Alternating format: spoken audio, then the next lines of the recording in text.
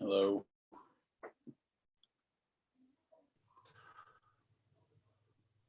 Can you hear me? Yes. Good. Sorry for freaking out this morning. That's all right. That's all right. Let's see. 1991 next week. Eve of Destruction starring Gregory Hines. Flight of the Intruder starring Danny Glover. Men of Respect starring Dennis Farina. Once Around starring Richard Dreyfuss. And White Fang starring Ethan Hawke. Excellent. There's also a movie on, was it either HBO or somewhere else, starring Anne Hathaway that comes out next week. I don't know if you want me to watch it or not. I'm sure it looks like we have plenty, so I'm not too worried about it. It's called. I mean, some of those I could be wrong on some of those. So. Well, it's called Lockdown. Yeah. I don't know. I mean, yeah, I would think about it just because the ones I sent you I could be wrong about. So. Right. All right. Any idea on classics? In terms of their availability? Yeah.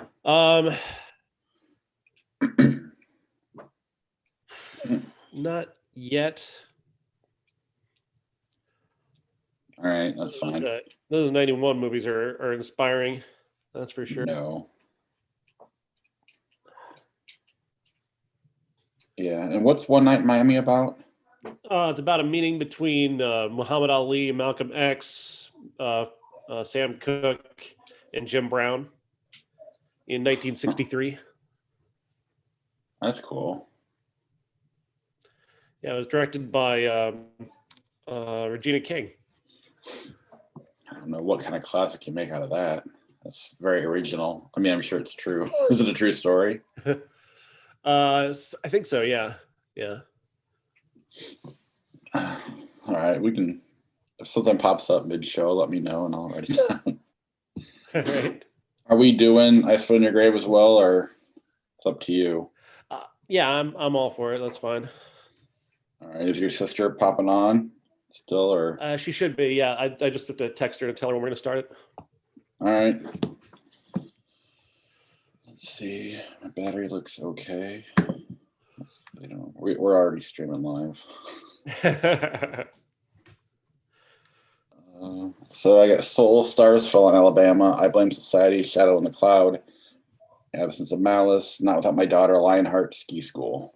Yeah, I watched everything except Not Without My Daughter. I didn't get to that one, which is great because that's related to our classical. But I watched the trailer. I got a funny story for that one. I mean, I don't think I've ever seen it, but I've seen the trailer, and I pretty much am good enough to say I've seen it. All right. All right, here we go. You ready? Yeah.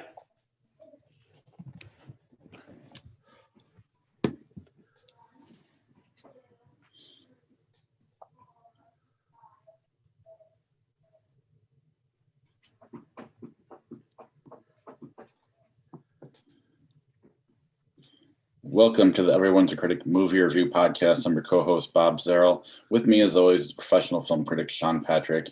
Visit us at ihatecritics.net, Everyone's a Critic podcast.com, Facebook, Twitter, Instagram. Our handle is CriticsPod. We're on Apple Podcasts, Google Podcasts, Spotify, Stitcher, Alexa, YouTube, Ghana, all your podcatchers. Subscribe to the show, rate and review the show. It does help us out, getting in all the algorithms that are out there. Like I said, we're on YouTube. If you want to, we live stream there. So if you want to follow there, click on the button. You'll get notified when we're live. We don't have a set schedule because we have jobs and other things besides this podcast. So it does move around. So if you want to be notified and watch us live, just click on that notification button and you'll get notified whenever we're live. This is episode 464. Normally I don't write that down, but I did this time. So actually I've 463 times I've never written it down. So I did this time. We have our Patreon page, patreon.com/criticspod. It's the best way to help support the podcast. And then our TeePublic page, if you click on the right-hand corner of the ihatecritics.net, you can get a link to it. Or go to TeePublic and search Everyone's Critic movie review podcast, and you should be able to find our stuff. Today I'm not wearing a T Public shirt. I apologize. My Big Lebowski shirt. Where do we go? Just jump right into it, I guess. We don't really. Am I forgetting anything? No, not really. I don't have any news or anything. So Yeah, so let's just jump right into the podcast and talk about Soul. It's a few weeks old now. Yeah, we finally catch up to this one. Soul is the latest from Pixar and Disney, and features the voices of Jamie Foxx and Tina Fey, directed by Pete Docter. And it tells the story of a jazz musician who finally gets his big break to play with this jazz artist that he respects and part of a jazz quartet. But he has also been offered the opportunity to become a full-time teacher, a music teacher, and get benefits and have security, which is also nice as well. He doesn't really like that job though because he wants to play live, and this is his big opportunity. And just before he's about to get that big opportunity, he steps into a land hole. What is it called? Manhole. And and he falls to his death. He ends up on this escalator headed towards heaven. He manages to jump off of that and ends up in this place where souls are born, and that's where he encounters Tina Fey's character. And she's a soul that doesn't want to be born. She doesn't want to go to Earth, and he's assigned to her as a mentor because they mistaken him for somebody else.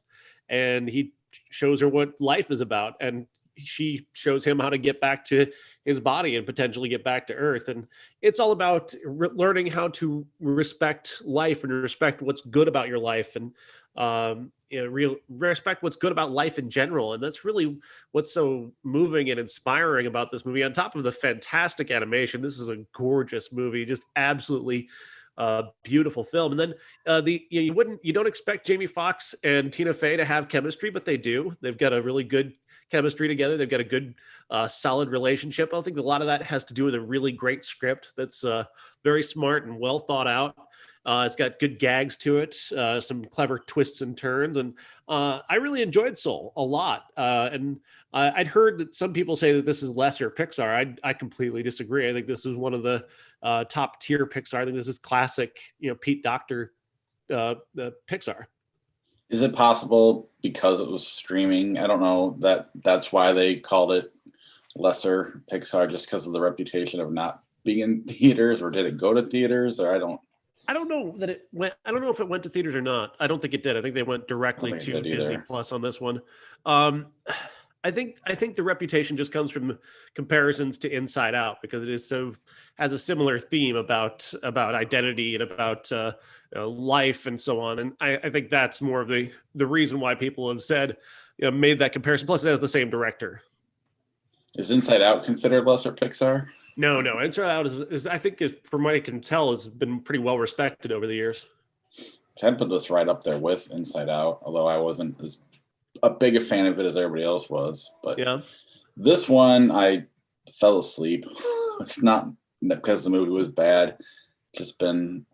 I'm in accounting, and this is my busy time of the year, and I started it. My son finished it. My wife finished it, and I just passed out, and I didn't have a reason to go back, unfortunately, or didn't have a reason or time. But what I saw, I liked, and it looks good. It sounds good. It's very thoughtful and humorous, and but it's muted a little bit based off of what we're talking about, I guess. As the idea is that it's at its center, so it's not like a laugh riot, but it has enough of a big heart to make up for the lack of like big monstrous laughs. That works for me. I mean, it sounds good, and I definitely will probably check it out again. My son does like to rewatch movies over and over and over again. My wife, on the other hand, does not. We'll get to that later on. Anything else on Soul before we move on? I highly recommend it. I think it is among the upper tier of Pixar movies, and Pixar doesn't miss. Excellent. Stars Fell on Alabama. Yes, Stars Fell in Alabama stars James Maslow, a former member of the Disney Channel series Big Time Rush, and a woman named Sierra Hanna. And this is a traditional romantic comedy. He's a Hollywood agent. She's a Hollywood star.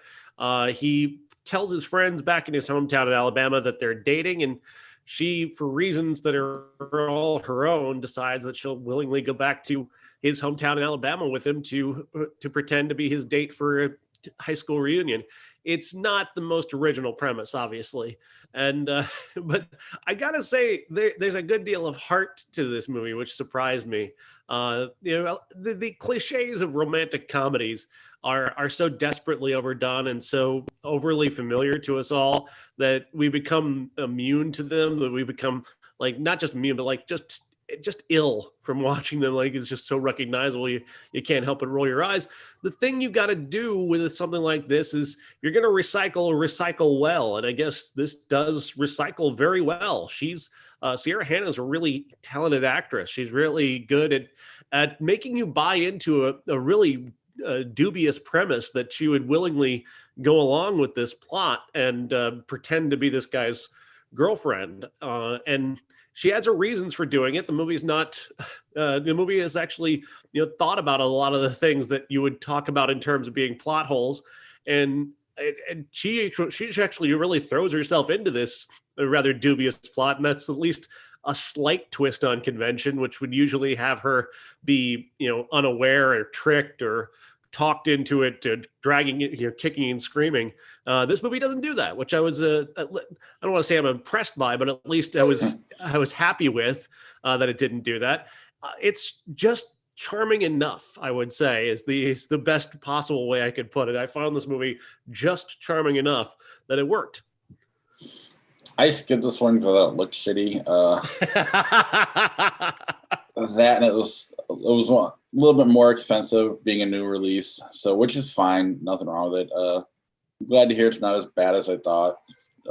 It looks really generic based off of that poster. It's like it's not. It doesn't look great based off of that poster, I admit. And then you it's read not the great, but well, I know what you're saying, but then you read the IMDb what it's about. It seems pretty. It seems more cliche than it probably is, and I don't know. I'm glad it's better than I gave it credit for. It's a bit of a Lifetime movie, and I can certainly admit that. But I enjoyed it way more than I ever would have expected to. So I got to give it credit. That's good. All right, let's move on to one I did watch. I Blame Society. I Blame Society is a pseudo documentary directed by Gillian Horvat and starring Gillian Horvat as Gillian Horvat, a struggling documentary filmmaker. She has this idea for a documentary that's based off of a supposed compliment she received from some friends who said she'd make a great serial killer. And she takes that to heart and starts to wonder, could I be a great serial killer? I don't know. So she starts to plot the perfect murder, and she decides that her perfect murder subject would be the girlfriend of a friend of hers. And this leads to them having a pretty major falling out, and they don't talk for several years. And then she gets the idea a couple of years later to return to this serial killer idea and begins filming some new stuff for it. And once again, sets her sights on this particular target. This movie is so good because it is ramping up this ridiculousness from the very beginning. She has such a unique energy as a character. She is so different than every other character going. I mean, it's like, I think I compared it to like if a Kristen Shaw character became Patrick Bateman. It's like, it's kind of, there's something there in that I just adore, just the cleverness of that very notion, or a Christopher Guest character as a serial killer. Like, it's so ridiculous. And then when she actually starts plotting the perfect murder, and then she's pushing herself to try and discover how far she can go criminally. And she's, starts by breaking into somebody's house. And actually, she starts really small. She just starts with shoplifting, and that's so boring. She actually returns the item that she stole. So she starts with so she goes to breaking and entering, and then she's breaking and entering into somebody's house while they're there. And then from there, it just gets crazier and crazier. And I just love how crazy this movie gets. There's elements of sexism and revenge and such, but there's also just a lot of it is just basically her just being so different and so strange and so watchable. You can't take your eyes off of how ridiculous and brilliant she is. And I just adore this movie for going to these very dark and twisted places and being able to maintain a comic tone while doing it. And it's a very comic tone while she's doing these really horrible things. And it reminded me a little bit in that way of Night of the Virgin, which is one of my favorite movies. I love a movie that can pull off such a tricky tone of horror and comedy. It's just I just adore this movie. Yeah, it's very good. The main word, I mean, watchable is definitely the word I grab onto when you describe it. And those comic tones, it's not like you're laughing when she's doing stuff, but it makes it more comfortable while you're watching her do these horrible things, which is you just there's scenes that your jaws on the floor. You can't believe what you're seeing because she's doing these things that are just so out there, and you just she's just so different though as a human being. She's just so different that it makes it oddly funny that this person is doing this. And it's not like the things she's doing, they starts relatively light, and which shoplifting, I guess, that's about as light as it gets. And they just keep ramping it up throughout the whole movie. And then on top of that, the conversations she's having are the same. It's the same things happening. Each conversation gets more and more like awkward and uncomfortable. But because they're taking you away from what she was doing, it's almost like, I don't know. I don't want to call it a letdown, like it's letting you breathe a little bit, but it's tricking you into a letdown only to get more awkward and uncomfortable. And it just gets more and more throughout the whole movie. And that's what's pretty fascinating about it. The documentary style probably prevent it from being like, this huge movie, but it definitely will have its audience. And I hope so. She is such a unique, cool character. And what's really even better about it is because it's her name, you don't really know where it begins. I mean, obviously the murdering. That's the thing is that everybody in the movie is using their own name. Like all of her friends are using their real names in the movie, and that's that little extra kinky edge to this that is really so much fun. Is that meta nature of it is so great, and it's all about the movie is about making a movie and about the scenes that she wants to get into the movie, and then as it just gets further and further along, it grows to such a crazy degree that once you reach the ending, you're just kind of in awe of the ability of this person to pull all this off and keep this very tricky tone that is just phenomenal. And it invites you to like her and then punches you for liking her. Like, really, you like this character? You really like her? Well, this is what she's doing now.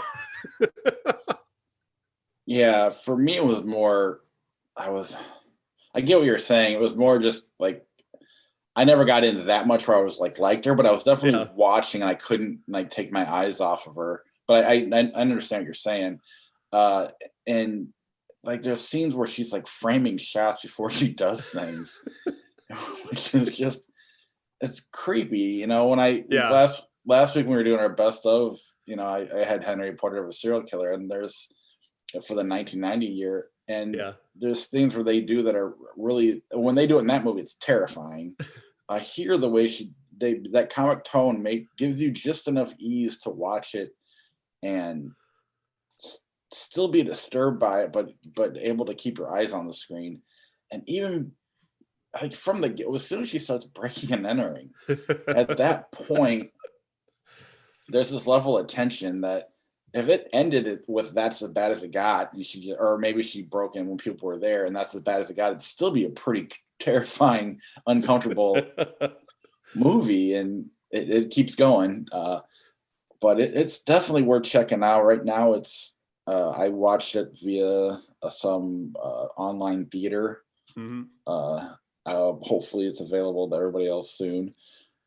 but I don't know. I definitely recommend it. Does this count as a 2020 movie or a 2021? I'm counting it as 2021, so I think it's gonna be it's gonna be on my year-end list like already. Like I'm already thinking about it right now, and I love this movie. This is the kind of movie that's gonna stick around for me for a long time because it's just that exciting and different and strange and weird and funny and dark. It's got all the elements that I love. My wife The was having, audaciousness of it. yeah, Oh. she was having anxiety issues yesterday, like panic attacky stuff. I was like, hey, you want to watch this? And we watched the trailer. She's like, I don't know if I can handle that right now. So I had to watch it on my phone, but I actually watched it this morning before I recorded. But man, it's so good, and I can't wait for everybody else to see it. It's definitely the best of 2021 so far. Oh yeah. I've seen 15 movies this year already, so this is technically the only one I've seen. But even, I mean, it definitely will. You're right. At worst, it would be on the honorable mention list, but I can see this because of its originality and uniqueness. Yeah. I can see this sticking around to a top 10 list. Yeah, I'm not going to forget this movie anytime soon because I had such a blast watching it. It reminded me of a movie that came out a couple years ago called Daddy Issues, which nobody saw.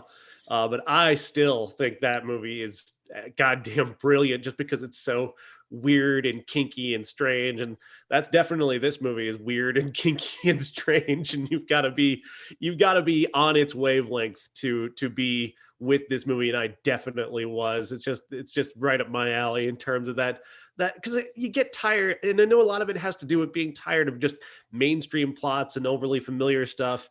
I start to crave the weird and the strange and the different, and this is weird and strange and different, but it's also really, really good. A lot of it kind of reminded me also of Peeping Tom. That brilliant Powell movie, and that element of it as well, thinking about that movie and thinking about this movie together, that'd make a hell of a double feature. Well, and you do got to be on its wavelength, but I think it does do a good job of helping you get there. You know, some movies don't care if you can get there. We like Hereditary, one of our favorite movies a couple of years ago. There's a point in that movie where they take a turn and he knows he lost half the audience, but he doesn't give a shit. Mm-hmm. This one does a pretty good job of keeping you, or there's no turn. It's just builds. But this does a good job of getting you on the wavelength. It's not going to get everybody because of the documentary style and the uniqueness of it. But for the most part, I think it's going to get more people if they were to watch it. Then yeah, give it a chance. I mean, please give this movie a chance. It's just so very, very good. Yeah. All right, let's move on. Is this any good? Shadow in the Cloud. Shadow in the Cloud stars Chloe Grace Moretz, and this is a weird story about a kind of a mysterious girl who finds her way onto a World War II ship in plane in New Zealand with a secret. She's got a bag with her that has something secret inside of it, and she's playing fast and loose with the rules here. She's telling them that she's also an airman, even though they're like, you're a woman in 1943. This is I know they're out there, but this is kind of weird for us. And then her lie is kind of quickly playing out. It has to play out very quickly because while they have to eventually let her on the plane, and they keep her on, something starts to happen to the plane, and it's a gremlin, an actual gremlin is attacking the plane, and they can't really see it, and they don't really believe that that's what it is, but she can see it. She gets on the plane. They stick her in the bottom of the plane in the gun bubble, essentially, that's underneath this World War II plane, and it's just basically plexiglass that she can see pretty much everywhere, and she's got a gun so she can shoot if she has to, but she's basically she can see everything around her, and she sees this gremlin tearing away at the plane, and she's on the headset with them, yelling back and forth, trying to tell them that this is what's happening, and they're all still kind of wondering about what her backstory is, and this bag that she was carrying, they've kept it up with them, which because she didn't want it down there with her in this, glass plexiglass bubble for whatever reason. And they're kind of wanting to open it up, but she's telling them that they can't, that there's this, it's a top secret, and then she's got top secret clearance for it or whatever.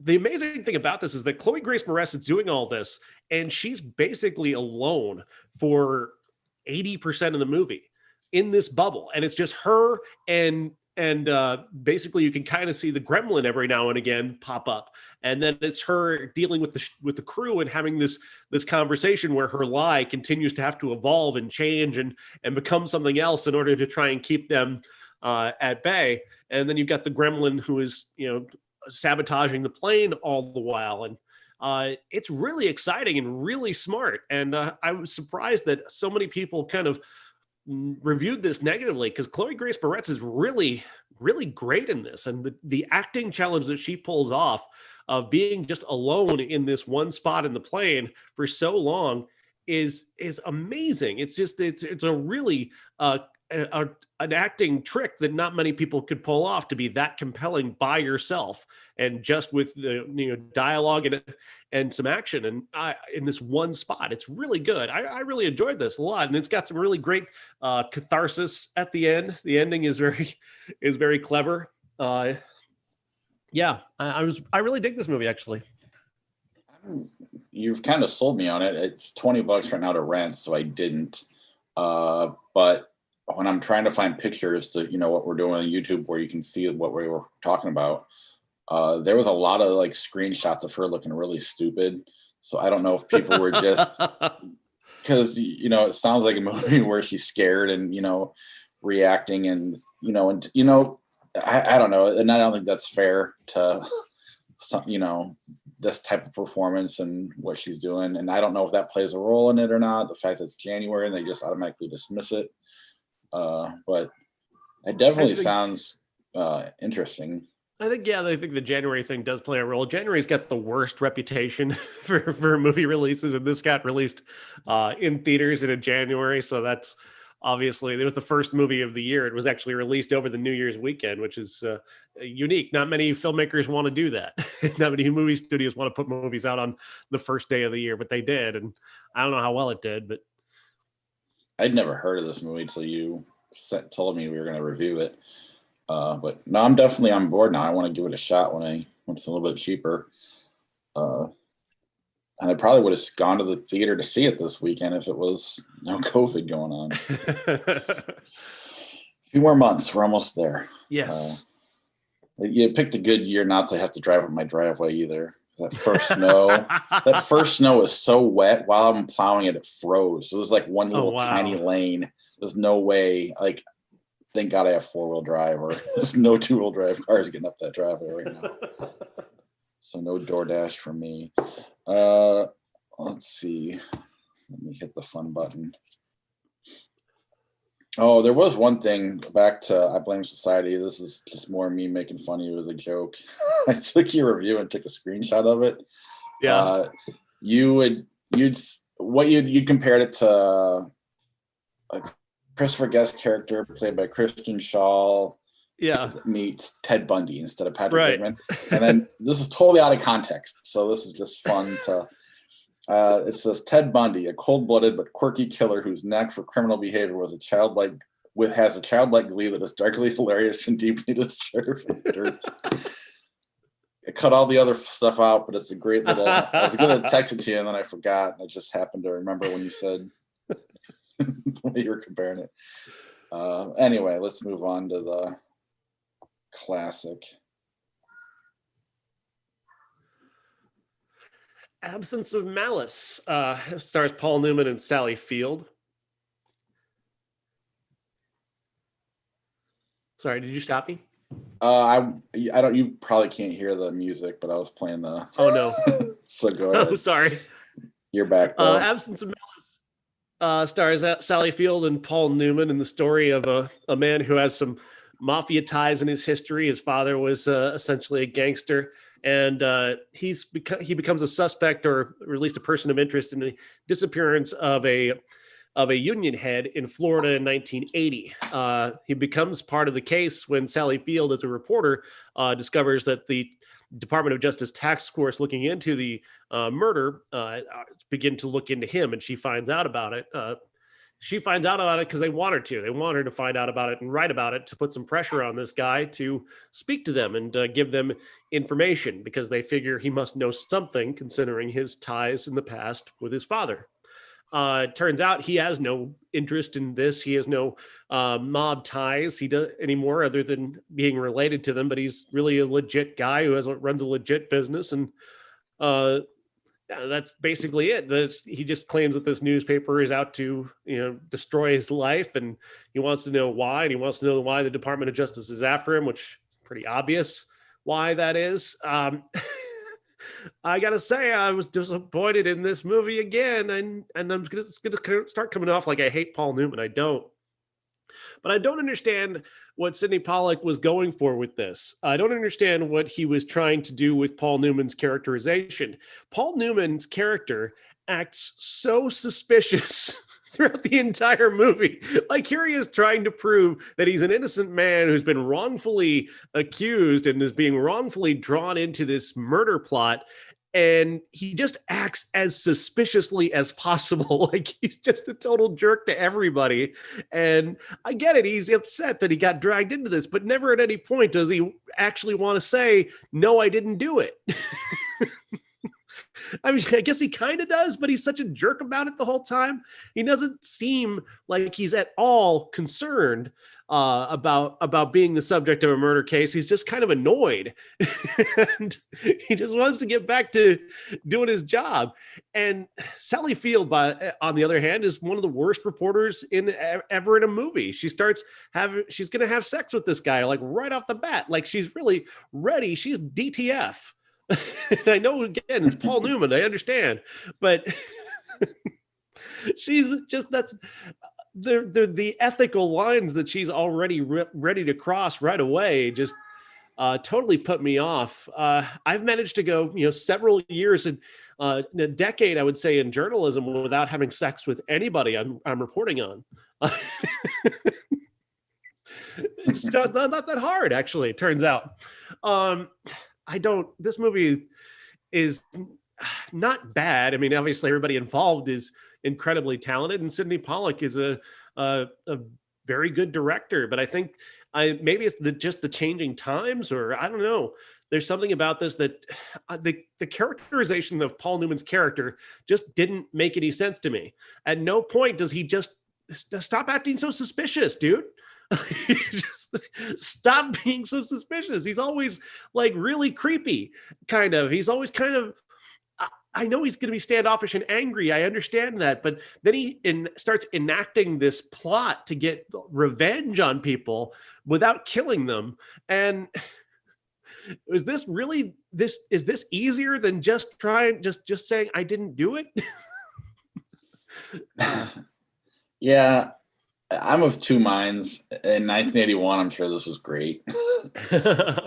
It definitely doesn't age well. The realistic qualities of it aren't. That's really what the problem is, all the realism that's lacking. But you put yourself back in 81, Paul Newman just being a cool guy in general. Mm-hmm. Here he is trying to screw over everybody that got him involved in this thing in the first place, get them all in trouble, and no, it's not easier to do what he does, but in the end, it does kind of fuck him all over, and not necessarily in a fun way, like a Bugs Bunny type thing, but it's right. But it's in its own little Paul Newman lane, I guess, if you will. It's just so begrudging the way he's in the movie. Is like, fine, I'll do this. Fine, I'll do this. And it's not the character doing that. It's him. It's him. Like, he just doesn't even want to be doing this. Like, he's so in method that he just wants to bottle beer. Like, that's just so much in the method that he's in. Like, I just want to get back to this guy's everyday life. I don't really care about your plot, and I'll just go along with that because I'm in the movie. But to that, his character is, because he's in the movie.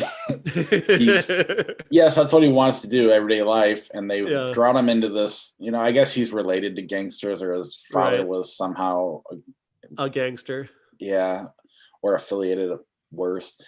or at best. Either way, I don't know. He's so annoyed that he wants to get back to real life that he just goes, you know what, fuck all of you. And it's, again, it plays, it's watchable. You have everybody involved is very good at what they do. So they've made a watchable movie out of a movie that does not stand the test of time. Mm-hmm. So if nothing else, you got, it works on that level. But again, you have to be in 1981 for it to work. Yeah. The big central point, the big turning point in this movie involves Sally Field publishing a story from Paul Newman's friend, and it ends up that she has an alibi for him that he was with her on the night of the murder because he took her to get an abortion. And Sally Field publishes this story. And I was watching the scene where she and her editor are having this back and forth about publishing this story. And there's just no way I would have published this story. I mean, as a journalist, I would never have published that story based off of that. I never would have done it. And I don't think most people would have done it. I think this was an absolute, each story that she reported really was kind of not just shady, but just outright wrong. Like the first story that she reports where she just steals the report right off the FBI guy's desk. Granted that he wants her to do that, but still, it's like she's so bad at her job that she gets pushed around by everybody. Everybody pushes her around. She ends up getting somebody killed, and she still ends up sleeping with Paul Newman after that. And I'm like, I don't buy into any of this. And the fact that the only way this movie even halfway works in 1981 is by putting a female in that lead instead of a male. Because they think a woman will be more sympathetic and she'll have a conscience. And that is disturbing watching that in 2021. That said, I guess my take on it was they act like all these characters would have morals and none of them would. That first story definitely would have been published by any journalist. Maybe not you, but like most journalists will, a lot of them will stand in a fucking hurricane to be on the air. So, I mean, I'm not, there's definitely a group of people that would have done it. The second one probably wouldn't have even happened. And then I don't know, because when they do accuse somebody, the next, when Pete Townsend got accused of pedophilia, there was no story clearing him. It was buried in like the 15th page in the corner, but when he got accused of it, it was the headline on Rolling Stone magazine and everywhere else. Yeah. So, I mean, that's usually how it works. And they tried to add a little morals to where there's not. And not just the media, the FBI, everybody else involved, they all had just enough of conscience to keep the story going, but none of those things would have happened. and then you throw in the fact that you have to have Sally Field in the role, which again, she's not bad. It's just a bad character that definitely doesn't age well 40 years later. Well, I mean, Olivia Wilde just played this character in that Richard Jewell movie where they assassinated her character by having her be, sleeping with her sources. Right, but this is beyond the sleeping with their sources part. That part, you're right, but there's more to it, this character, than that. But even then, they keep, like, everybody's giving her information that she feels bad for the people she's accused. So she runs, and then she feels she gets duped. So she goes and it's all. There's no redemption for her. That's the shitty part, is that she doesn't get redeemed. She doesn't, she never looks good. She never finds out anything. She gets duped all the way. And we're supposed to be following her in this story. And she just looks like an idiot the entire time. And that's not her fault. That's the movie making her look stupid by advancing the plot that way, because they want the plot to service Newman's character. The best thing about this movie is the end when Wilford Brimley comes in yeah, and talks about how bad this movie is. Because he's pretty much saying what we're doing. He's tearing down all these characters, and in a way, maybe that saves the movie for me a little bit, because that's basically the end. He pops in, he just tears them all down one at a time, with the exception of Newman. I mean, he kind of does Newman, but Newman really, he was a mastermind in the end. And that kind of, it almost like he was here on the podcast talking about the movie. And his manner is great. He's pissed off, and he's just annoyed with all these people and you're wasting my time. Like, I could be doing something else right now. He may have never been better than that scene. Yes. Yes, I agree. I mean, I don't necessarily wish anybody to sit through it to get to it. Right. But maybe watch the trailer. I don't know. Read a couple of reviews and then get to it. It's worth watching that scene, but you need the context, I guess. But I mean, I think it's a good movie in 1981. It definitely it remains watchable, but it's hard to not sit there and question things throughout. I think even in 81, you're questioning some of the things she does. Yeah. I read Ebert's review, and he gave it a positive review. He didn't care. Right. But he definitely noticed it and questioned it, because it just, you don't have people just going, oh, here, I feel bad, here's a little bit of evidence. Give it to a reporter, which happens like 4 times in this movie. It just doesn't happen. Yeah. But anyway, that's Absence of Malice. You can watch it if you want. It's on Amazon. I do like Paul Newman. I do. Well, he's such a charismatic guy that he makes things better than they could be, but he has yet to. But he commands so much attention that, like when he's with Hitchcock, it's hard to let Newman almost distracts Hitchcock from being Hitchcock, or he's so good at what he does that he can't be great because he's Paul Newman. If that makes any sense. If he was able to work with Tarantino, he would be a distraction, or maybe not, but you know what I'm saying. He worked with some great directors, and you just have this cool guy, and that's really what Paul Newman is, and that's why I like The Sting and Butch Cassidy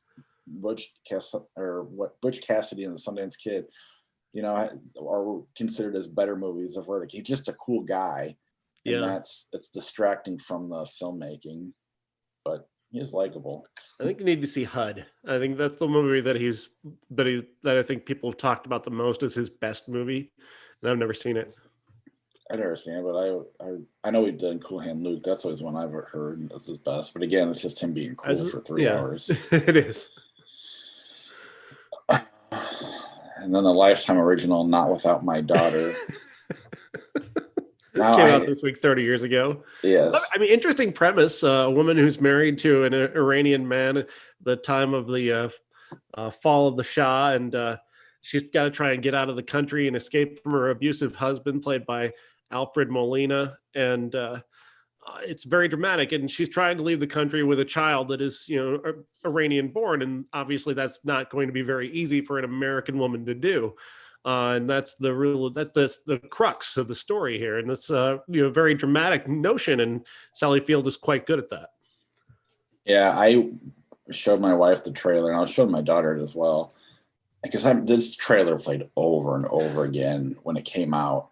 Yeah, and so much so that up to this day, Not Without My Daughter is something that sticks in my head. That not often, but enough that probably at least once a year that phrase pops in the back of my head, because I've seen this trailer so many times. Anytime you take your daughter somewhere, Not Without My Daughter. Don't say it, just think it, and I laughed to myself. Because it's not like Batman or Lethal Weapon memorable, but it stuck around enough that it's just with me. Right. And my wife's watching the trailer, and she's like, I've seen this movie. And I'm like, okay. I mean, and she likes to argue with me when I say she hasn't seen movies, or she thinks she has. But regardless, this trailer tells you the whole movie. Yeah. And do they make it out? Right. Yes, they do. It's a true story on top of that. I lost my sharing, sorry. It's a true story. But it's such a dumb title. Sally Field, as great as an actor as she is, she's distracting in the role. You almost need an unknown or another level down of a popularity actress. And And then my wife was like, and I remember following the story when it happened from real life. I'm like, it happened in '84. We're 4 years old. There's no way. She's like, maybe I've seen a Lifetime movie. I'm like, no, that would be this movie if you saw it at all. But anyway, I think a different title and a lesser known actress makes this more of a. It could be a potentially great movie. I don't know. It's just so cheesy looking in the trailer and cheesy looking in that poster. Whew. Yep. Speaking of cheese, Lionheart, starring Jean-Claude Van Damme. I am almost embarrassed how much I enjoyed this movie.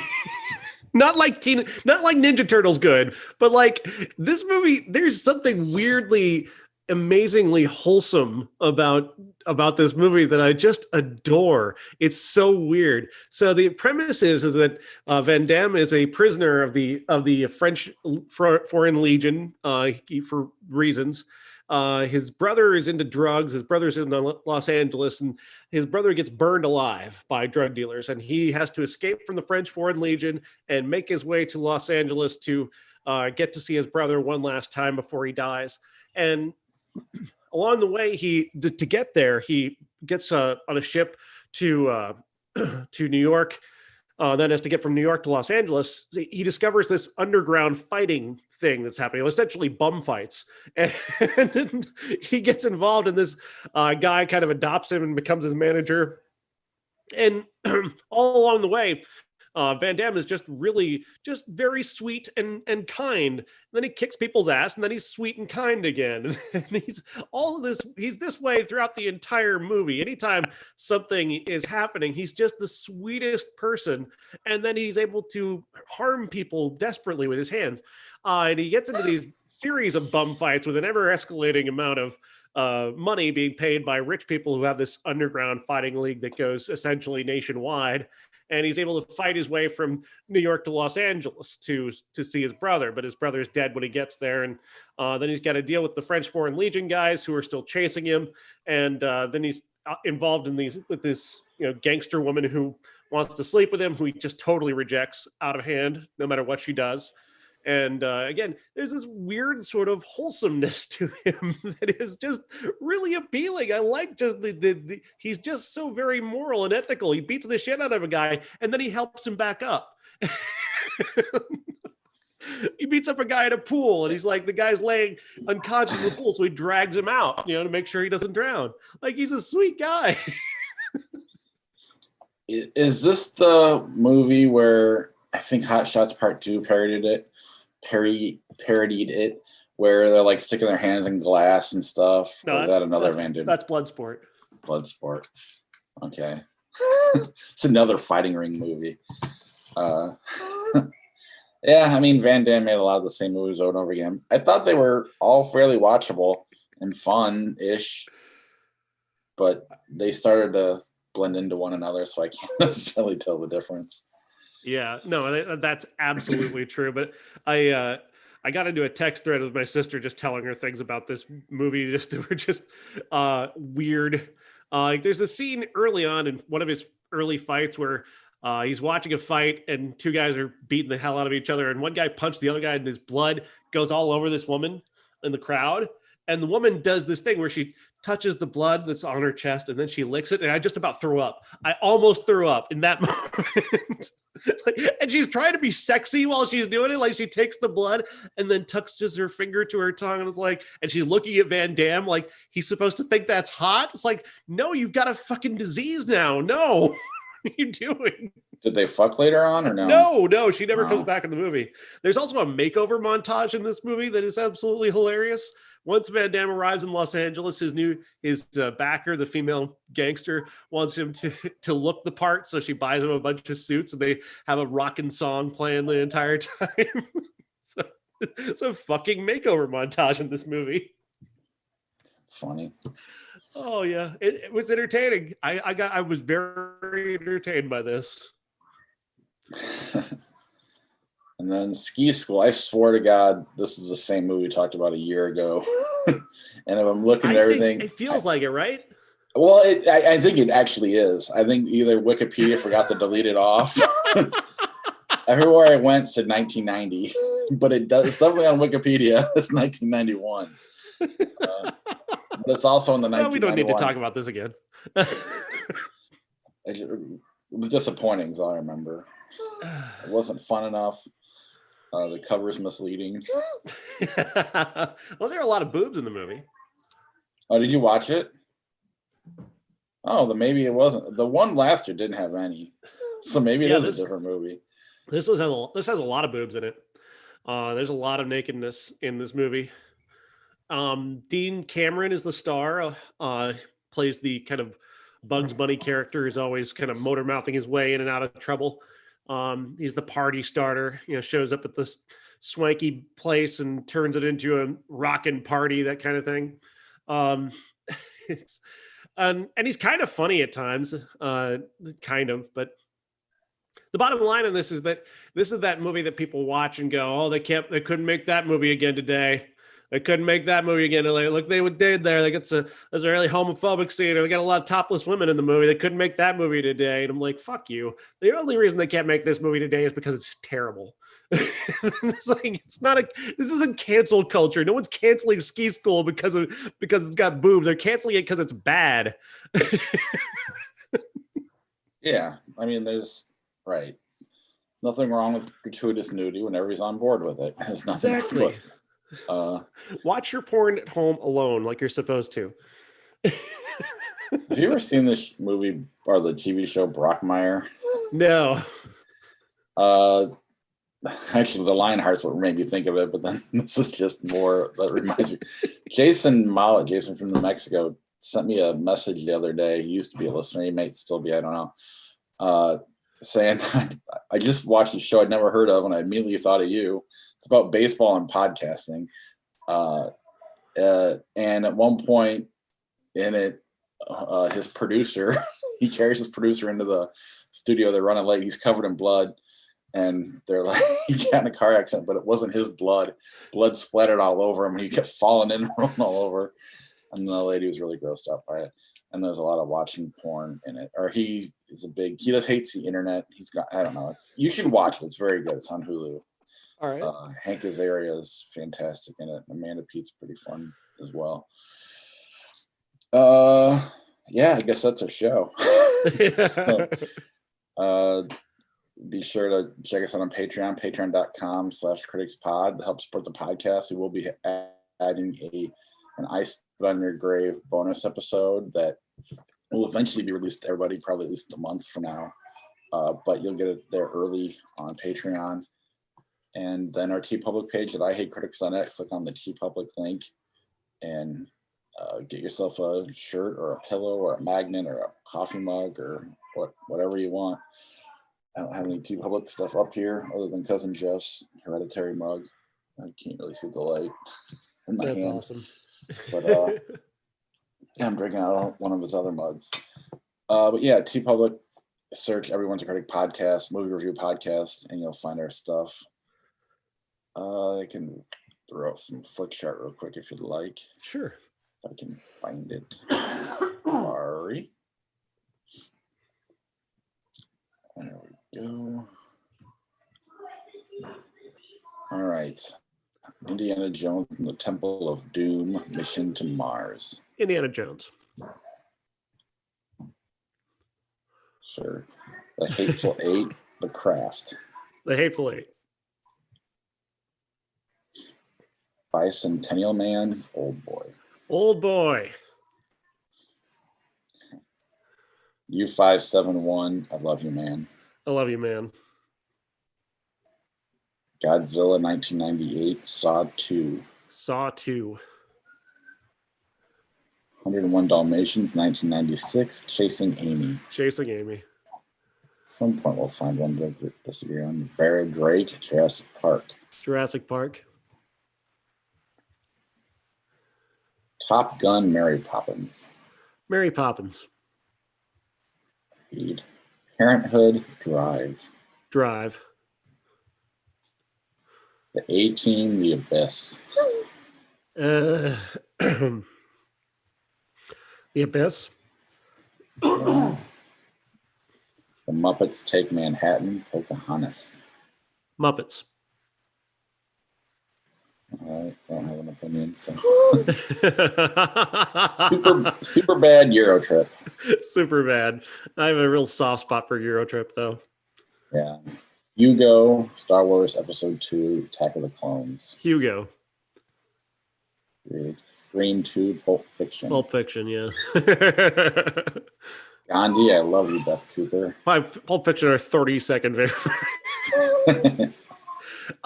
Controversial choice. I'm going to take I Love You, Beth Cooper, just because Gandhi is just interminable to me.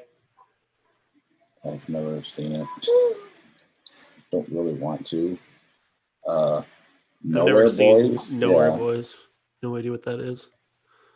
Gandhi Speed 2 Cruise Control. What is it about Gandhi that they want us to vote for? Fine, Gandhi, you can have it. You win. Stop popping up. Exactly. Coyote Ugly, Downfall.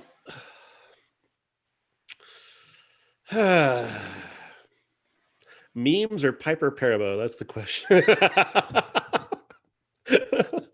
I like Coyote Ugly a lot, so I'm going to vote for that. I'd watch that Downfall. first. Is Downfall really? Good? You've seen the meme. You've seen the meme. I just don't know. I have the Hitler meme. 99999. You never see that, really? I mean, I've heard that. I've never. No. Trekkies, American Assassin. Trekkies. I don't care about. Wreck-It Ralph, There Will Be Blood. Ooh, that's a good one. There we go. There Will Be Blood. I love Wreck-It Ralph. Fucking quarter. Hold on. It's in the Bible.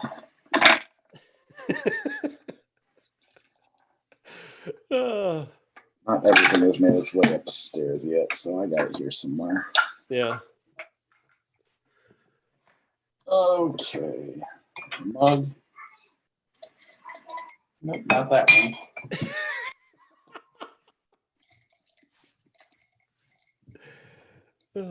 Just gonna flip this memory card over. And There Will Be Blood wins, but I choose Wreck-It Ralph. Brick, Harry Potter and the Chamber of Secrets. Brick. I agree. Teenage Ninja Turtles 2. Secret of the Ooze. We'll get to that one later. I'll get to or Dune. Dune. I think maybe it's been a while. Sure. The Mission, Friday the 13th. The Mission. I'm sure it's better. I still gotta go with Friday the 13th. It's the first horror movie I've ever seen. And you win. Mission Impossible 3, Touch. I don't remember Touch. Neither do I. Twins, Mission Impossible 3. Mission Impossible 3. Flip it. And you win again. Star Trek The Voyage Home, which is part 4. Home Alone. Home Alone. Agreed. Natural Born Killers, Beavis and Butthead Do America. Beavis and Butthead. Definitely watch that one first. Oh. Just call Natural Born Killers cocaine. The Craft, well, something happened. Bad Rap, Mad Max Fury Road. Mad Max is the greatest action movie of all time. You never heard of that. Ooh, I love The Day the Earth Stood Still, but yeah, I'll go Mad Max. Wow, you would be surprised 4 years ago, whatever, when Mad Max came out that you choose that over another good movie. I don't hate it. I've never hated it. I'm just making fun of that reputation. Live Free or Die Hard While You Were Sleeping. While You Were Sleeping. Looper, Monster versus Aliens. Looper. Yeah. Judge Dredd, Village. The Village. Creed. Drive, Step Brothers. Drive. Oh, Step Brothers, I hate. Love Drive. 3 Men and a Baby, As Good as It Gets. As good as it gets until I watch it again. I have a feeling about that movie. Is this a movie? Yeah, Batman 66. Yeah, Or Platoon? it's Platoon, I guess, but Batman 66 is a lot of fun. Yeah, maybe I've never seen it clearly, but I love Platoon. That thing you do. That thing you do, Arachnophobia. That thing you do. Definitely. Indiana Jones, The Temple of Doom, Red Eye. Red Eye is a really great movie. I'll take Indiana Jones, but Red Eye is a really great movie. I agree. It was Last Crusade, so we didn't have to choose that. Starship Troopers. Harold and Kumar go to White Castle. Harold and Kumar. Well, everything you do in Harold and Kumar makes Starship Troopers a lot better. That is true. Das Boot, Heavyweights. Das Boot. Spider-Man 2, The Good Shepherd. Spider-Man 2. Yeah. Boogie Nights, Stuck on You. Boogie Nights. Read. Avatar. Camera. I've not seen Camera. I know it's a Godzilla movie, but Avatar, Night at the Museum, Battle of the Smithsonian. Avatar. Begrudgingly. The Day the Earth Stood Still, Hellraiser, Inferno. Oh, see, if it were the other, The Day the Earth Stood Still because Keanu's in it. The Proposal, Don't Look Now. The Proposal. Is that the one we watched last year? Yeah, yeah. Dr. Dolittle, The Last House on the Left. Oh, for fuck's sake. Which one's more torture? Don't know what to do here. I'm going Last House because it has more of an indie spirit than Dr. Dolittle does. Sure, okay. I'll let you have that one. Men in Black. I voted for Fishing with Gandhi. Men in Black 3, Doom. The only time Men in Black 3 could win anything is this. Drag Me to Hell, I Love You, Man. I love you, man. Harder for me, but I agree. Avengers, Infinity War, The Girl with the Dragon Tattoo, 2011. I didn't love Infinity War, did I? I don't know. I don't remember. Girl with the Dragon Tattoo. So I wish Fincher wouldn't have done it, but it's good. He's still Fincher. Right. Just the original held up just fine. 3 Men and a Baby, Flubber. 3 Men and a Baby. The Gross Point Blank for Big Lebowski. Big Lebowski. God. Love when Gross Point Blank for easy. Oh, this will be a fun one for you. Moonraker, National Lampoon's Christmas Vacation. I hate both of them I know, a lot. Be fun. Or are you just deferring to me? Go ahead. You can have this one. Christmas Vacation. Ghostbusters 2 or The Birds. The Birds. Yes. The Revenant, Garden State.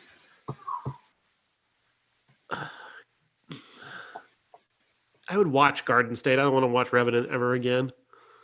Not that I don't respect it and love it. I do respect it, and I think it's great, but I don't want to watch it again. Yeah. I do think it's better though, so I'll flip it. Yeah, I won one. Which I like Garden State, don't get me wrong. All right, last one. Texas Chainsaw Massacre, Angels in the Outfield. Texas Chainsaw. Oh. All right. Okay. Do you need me to send? Are you able to send her the link, or do that? Or do you need a break? I don't think I'm gonna be able to do it today. I'm kind of feeling something that's not good. I need to go lie down for a little bit. All right. Well, I'm around. If you end up wanting to do it later today, I'm around. Okay. Otherwise, it's up to you.